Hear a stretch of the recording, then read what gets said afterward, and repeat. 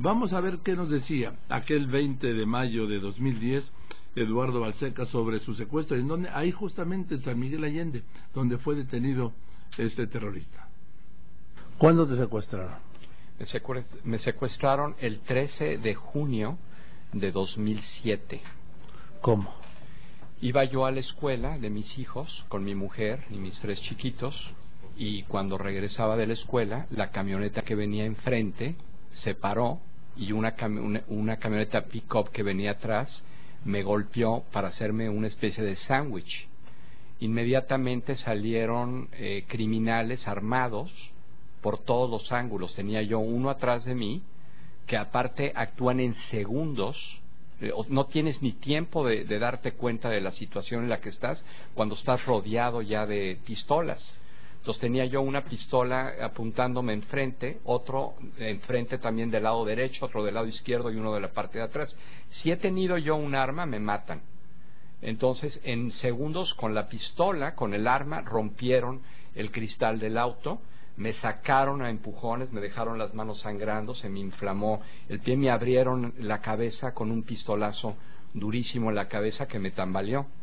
Entonces me metieron en la camioneta de enfrente. Perdón que te interrumpa, ¿en dónde fue? ¿En qué rumbo? Esto fue en San Miguel de Allende, Guanajuato. Bien, entonces ¿te metieron? Me metieron adentro de la camioneta que estaba enfrente, me taparon la cara con una funda gruesa,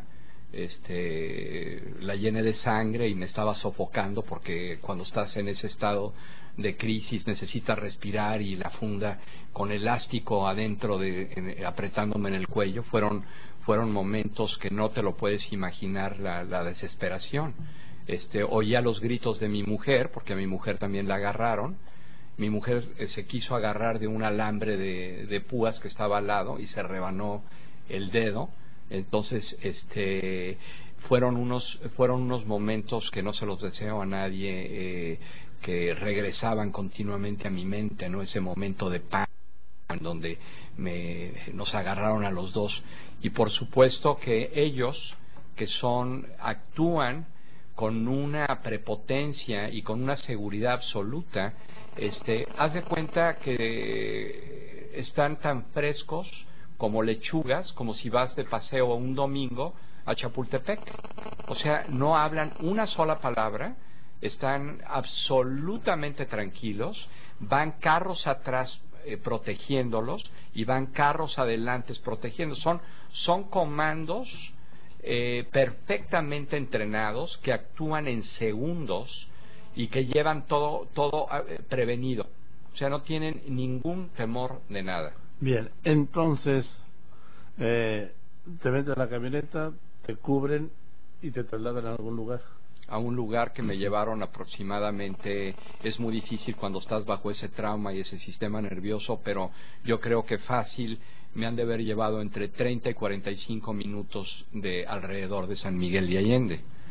Por eso se me hace muy curioso que ahora lo que le pasó al ex senador panista son condiciones muy semejantes. Nos agarran en zonas rurales a los dos, porque son cobardes. Entonces te buscan en lugares en donde no hay testigos. Luego, aproximadamente en la misma fecha, luego en mi carro dejaron un martillo sangrando. En el carro del senador dejaron unas tijeras sangrando. O sea, hay muchas condiciones en cuanto a tiempo, en forma de cómo actúan estas personas. Son exageradamente profesionales en cómo hacen este tipo de crimen. Te llevaron a esta casa, ¿y qué ocurre? Me llevaron en una casa, me cargaron como un costal de papas y me metieron en un cajón en donde tenían una lámpara, tenían una cámara de esas que se usa en las pequeñitas, como las de lo del internet, y tenían un ojo como un agujero que tienen en los hoteles, ¿no? Entonces me desnudaron, me metieron en el cajón. ¿De qué dimensiones era el cajón? El cajón tenía exactamente 1 pulgada más ancha que mis hombros. O sea, como un ataúd. Exactamente como un ataúd. Exactamente como un ataúd. ¿Cerrado? Entonces nada más está totalmente cerrado. Aparte, una cuarta parte del cajón, más bien la mitad exacta del cajón, estaba en contra de concreto. La otra mitad estaba hecha de madera reforzada. Entonces, la parte que se abría del cajón era nada más como la mitad, menos de la mitad de una puerta. Entonces me agacharon, yo no veía para dónde iba porque tenía tapado los ojos. Entonces me metieron por el agujero ese y cuando me tocaron la cabeza para que me sacara la capucha, estaba yo dentro de un cajón donde apenas me podía mover. Lo único que veía era un foco y la cámara y el medio cajón que tenía, que escuchaba muy claro cuando abrían el cajón cómo pasaban 3 cerraduras fuertes, gruesas, y había un sensor de movimiento también. En cuanto a tecnología, te quiero decir también que lo primero que me preguntaron es que si tenía yo uno de estos, algún chip, y les dije que absolutamente no. Pero aunque les dije que no, me pusieron un detector de metales, me abrieron la boca, me pusieron detector en todas partes del cuerpo y me advirtieron que una mentira y me mataban. Entonces, no se fían de nada. Pues no sé, quizá en esas condiciones, en algún momento de desesperación, decirles una mentira para que te maten, ¿no? Yo quise muchas veces, incluso les dije que me mataran, yo ya no podría vivir en esas condiciones. Pero a ellos no les interesa matarte, digo, pueden decidir eso en cualquier momento, porque de alguna forma me estaban matando poco a poco. Lo que les importa es el dinero, es un negocio, es uno de los negocios más prósperos yo creo que en México. Bien, esta entrevista, como le contaba a usted, fue el 20 de mayo de 2010. Unos días antes, exactamente 6 días antes, se fue secuestrado en su rancho en el municipio de Pedro Escobedo, en Querétaro. Se fue secuestrado el 14 de mayo de 2010, Diego Fernández Ceballos. Y estuvo secuestrado hasta el 22 de diciembre. Vea usted, mayo, junio, julio, agosto, septiembre, octubre, noviembre y diciembre. Estuvo secuestrado 7 meses y 8 días, hasta el 22 de diciembre, del 14 de mayo al 22 de diciembre. ¿Por qué me buscó a mí el señor Balseca? Porque un día antes había publicado la primera foto de Diego Fernández de Ceballos secuestrado, la dieron a conocer sus secuestradores, y él dijo que era como a él lo habían secuestrado, lo habían desnudado, lo habían metido al cajón. También a Diego, cuando encontraron las tijeras estas manchadas en sangre, solo una persona me dijo, dice yo, qué raro las tijeras. Me dijo, claro que no es raro, le estaban buscando y le quitaron el chip de seguimiento, por eso lo dejaron ahí. Eso se lo hicieron en el momento en que lo detuvieron en la puerta de su rancho. Ahí, con unas tijeras, le arrancaron el chip a Diego Fernández de Ceballos. En fin, yo quiero decirles que son muchas las coincidencias, y yo no creo en las coincidencias, creo en las bandas del crimen organizado.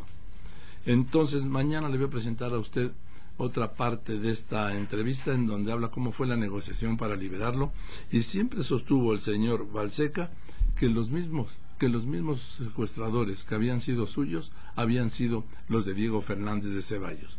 Luego se repetirían una serie de secuestros ahí por el rumbo de San Miguel Allende. El dueño de un restaurante de pollos, de una cadena, estuvo más de 1 año. La dueña de un pequeño hotel estuvo casi 1 año. En fin, otros secuestros de estos de larguísima duración. Y ahora se señala a este comandante detenido, y todo fue porque este le encargó a un taxista que llevara un paquete en donde, que le tenía que entregar a una persona que luego resultó ser el marido de una víctima, de una ciudadana francesa que tenían secuestrada desde hace tiempo, donde le llevaban un dedo, el meñique que le habían cortado, y una carta en francés de ella y una carta en inglés y otra amenaza. El taxista se asustó porque hay que recordar que hace muy poco, hace menos de 1 mes, fueron ejecutados 4 taxistas en San Miguel Allende, lo que nunca había ocurrido. Cuádruple crimen que sigue impune. Y entonces este taxista se asustó porque lo seguía una camioneta blanca, se detuvo en una gasolinera, pidió apoyo de la policía estatal y la policía detuvo a este sujeto, y luego narra porque los secuestradores asustados la liberaron a la víctima, y narran que dijeron, esto ya se fregó, ya detuvieron a Ramón. Ramón era el comandante. Y todavía me dicen que no tiene nada que ver. No sé si tenga nada que ver o no, porque yo no soy Ministerio Público. Pero es obligación del Ministerio Público investigarlo antes de que procedan a la extradición.